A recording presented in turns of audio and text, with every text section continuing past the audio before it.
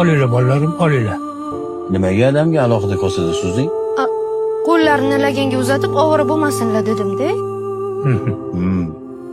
Ya, ovqatsiz juda mazali chiqibdi, kartoshkali bo'lsa ham. Rahmat. Hozir siz kartoshkali manti yedingizmi shunda? Ha, bolam, juda mazali bo'libdi-da. Nima?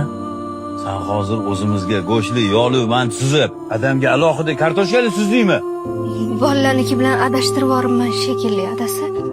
Ada, shu keliningizni bitta duo qiling. Ilohim. O'zidan battar kelin uchrasin.